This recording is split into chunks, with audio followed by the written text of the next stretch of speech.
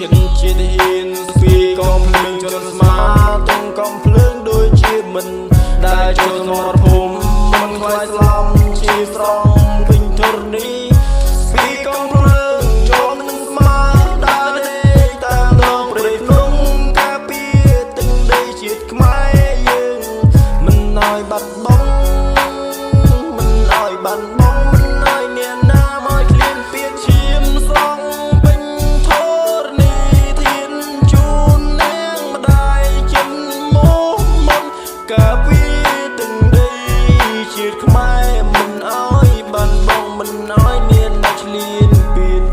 ដើរដេកតាមដងព្រៃភ្នំកោយកំភ្លើងទុំកំភ្លើងដូចជាសំឡាញ់ដេកតាមដងព្រៃភ្នំ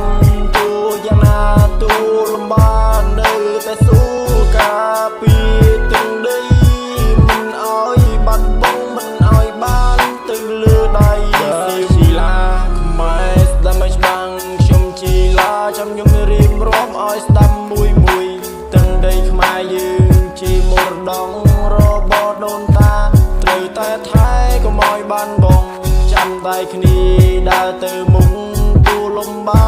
ទួយ៉ាងណាក៏មិនអាចឲ្យអ្នកណាឈ្លានពានឡើយ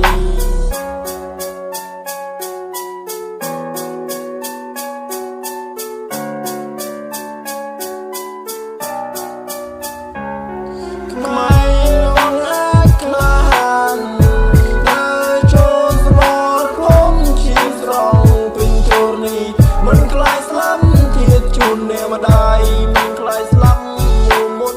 តែចូលសមរភូមិឈាមសងពេញធរណីមិនខ្លាចស្លាប់ជឹងជាទាហានស្ពីកំភ្លើងចនស្មាទុំកំភ្លើងដូចជាមិនដែលចូលសមរភូមិមិនខ្លាចស្លាប់ឈាមស្រង់ពេញធរណី